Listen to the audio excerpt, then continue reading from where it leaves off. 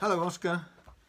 Grandpa and Moosey here. I'm Moosey waving, and he's a happy Moosey. I hope you're happy, Oscar, and you've had a good first week in grade 2, so look forward to hearing all about it, Oscar, from you.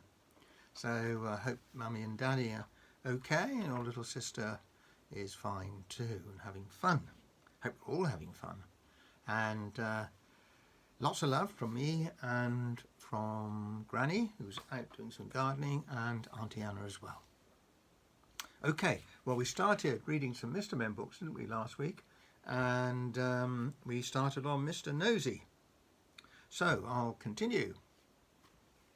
Mr. Nosey lived in a funny, tall, thin house in a place called Tiddletown. There's his funny, tall little house. The people of Tiddletown decided that Mr. Nosey was becoming much too nosy, and so they held a meeting to discuss what to do about him. "We must find some way of stopping him being so nosy," said old Mr. Chips, the town carpenter. "That's right," said Mrs. Washer, who ran the Tiddletown laundry. "He needs to be taught a lesson."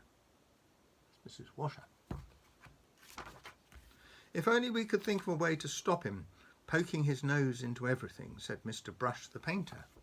There's Mr. Brush the painter. And then a small smile spread over his face. "Listen," he said, now grinning, "I have a plan." All his friends gathered round to listen to his plan. The following morning, Mr. Nosey was out walking along Tiddletown High Street when he heard somebody whistling behind one of the closed doors. "I wonder what's going on here," he thought to himself, and tiptoeing up to the door, he quietly opened it and peeped in. Wonder what happens next. Splash went a very wet paintbrush right on the end of Mr. Nosey's nose, covering it with bright red paint. "Oh dear, I am sorry," said Mr. Brush, who was painting the inside of the door. Poor Mr. Nosey had to go straight home to try and remove the red paint, which was very difficult and rather painful. Mr. Brush chuckled to himself. The plan had begun. The following day, Mr. Nosey was walking past the laundry when he heard somebody laughing on the other side of the wall. "I wonder what's going on here," he thought to himself, and standing on tiptoe, he looked over the wall. What's going to happen? Snap went a clothes peg right on the end of Mr. Nosey's nose. Oh dear, look at that. "Oh dear, I am sorry," said Mrs. Washer, who was hanging up clothes on a washing line on the other side of the wall. Poor Mr. Nosey removed the clothes peg and went off down the street feeling extremely sorry for himself and for his poor red nose. Mrs. Washer chuckled to herself. The plan was working. The next day, Mr. Nosey was going past a fence when he heard hammering. "I wonder what's going on here," he thought to himself, and creeping very quietly to the end of the fence, he peeped round. Look, you can just see his nose. Bang went a hammer right on the end of Mr. Nosey's nose. "Oh dear, I am sorry," said old Mr. Chips, who was nailing up a loose plank in the fence. Poor Mr. Nosey had to go home immediately and bandage his poor red sore nose. Mr. Chips grinned a broad grin. The plan was working very well indeed. The following day, Mr. Nosey was walking in the woods when he heard somebody sawing wood. "I wonder what's going on here," he thought to himself, and he crept up behind a tree. He was just about to peer out from behind the tree when it suddenly occurred to him that if he did something very nasty might happen to his nose. And so he went on his way without being nosy. Behind the tree, with a saw raised in his hand, stood Mr. Herd, the farmer. There's Mr. Herd, the farmer. When he saw that Mr. Nosey had gone on his way without being nosy, he laughed and laughed and laughed. The plan had worked. Mr. Herd hurried into Tiddletown to tell everybody. The plan really had worked, because after that Mr. Nosy stopped being nosy and soon became very good friends with everybody in Tiddletown.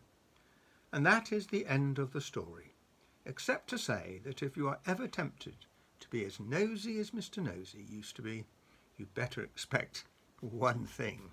And you know what that would be, Oscar, wouldn't you? There they are, look, all friends together now. So that's the end of the story of Mr. Nosy. So I thought we would then read Mr. Small. How about Mr. Small? He sounds rather fun. Okay, let's go for Mr. Small. Mr. Small was very small. There he is. Probably the smallest person you've ever seen in your whole life. Or perhaps the smallest person you've never seen in your whole life, because he was so small you probably wouldn't see him anyway. Mr. Small was about as big as a pin, which isn't very big at all. So perhaps we should say that Mr. Small was as small as a pin. Mr. Small lived in a small house underneath a daisy at the bottom of Mr. Robinson's garden. It was a very nice house. There it is, look, and there's the daisy. It was a very nice house, although very tiny, and it suited Mr. Small very well indeed. He liked living there. Now this story is all about the time Mr. Small decided to get a job. The trouble was, what sort of job could Mr. Small do? After all, there aren't many small jobs. Mr. Small had thought about it for a long time, but hadn't had any ideas, not one.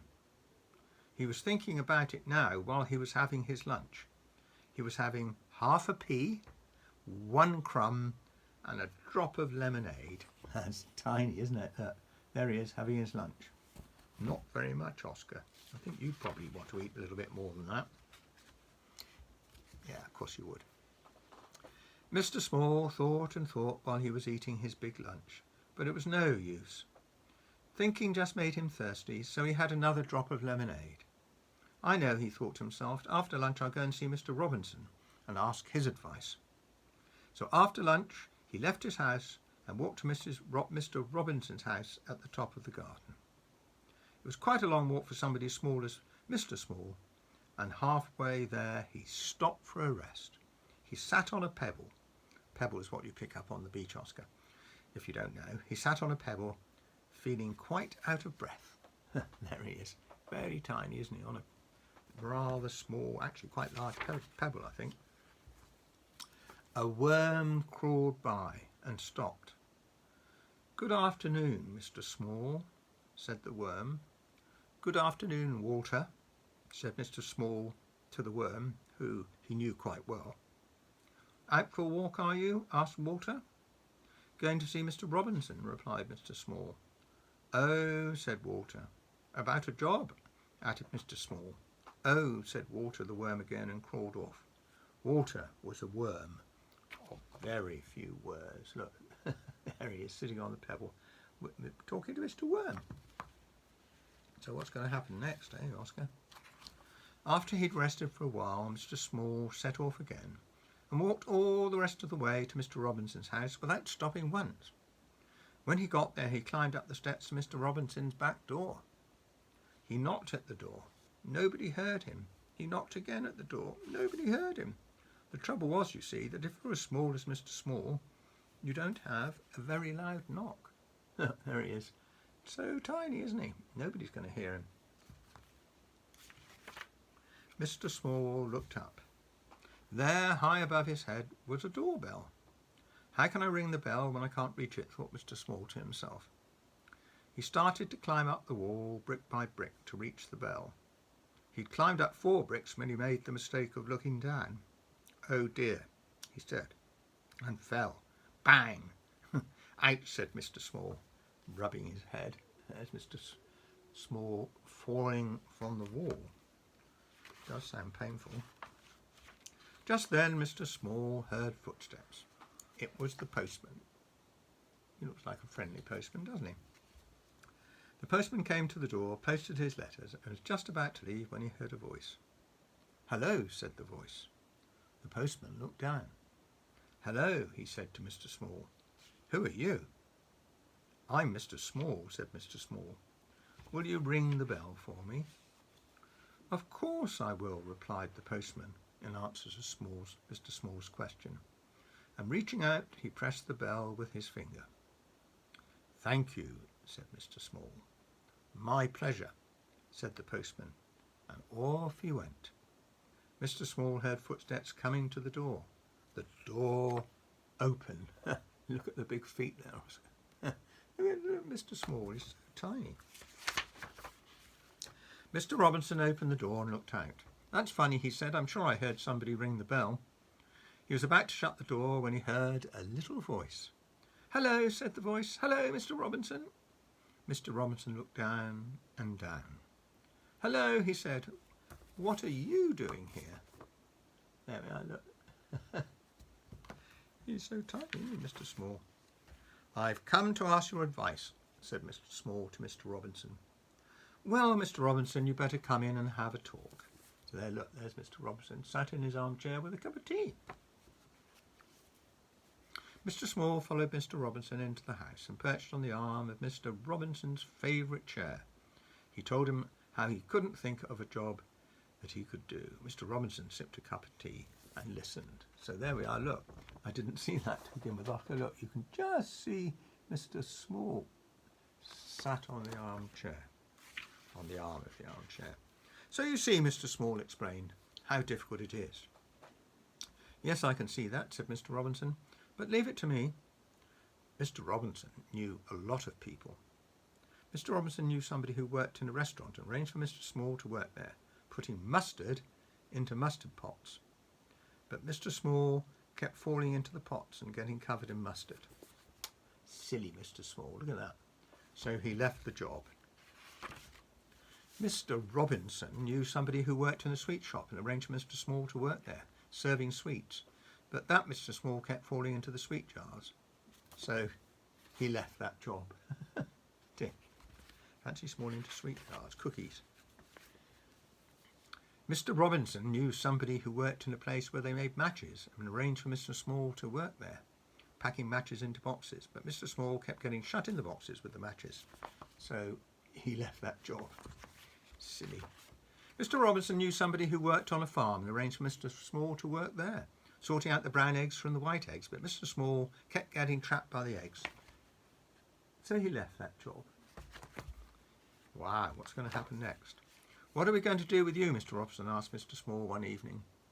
"Don't know," said Mr. Small in a small voice. "I've got one more idea," said Mr. Robinson. "I know somebody who writes children's books." Perhaps you could work for him.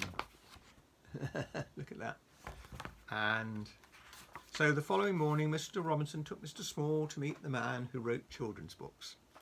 "Can I work for you, Mr. Small?" asked the man. "Yes, you can," replied the man. "Pass me that pencil and tell me all about the jobs you've been doing. Then I'll write a book about it. I'll call it Mr. Small," he added. "But children won't want to read a book all about me," exclaimed Mr. Small. "Yes, they will," replied the man. "They'll like it very much." There we are, look, there's Mr. Small with a pencil and he's going to write down his story. And of course, that's why we have the book called Mr. Small, written by somebody called Roger Hargreaves. Isn't that lovely? All right, Oscar, well, that's a lovely story, and we'll read a couple more next week, and I look forward to doing that.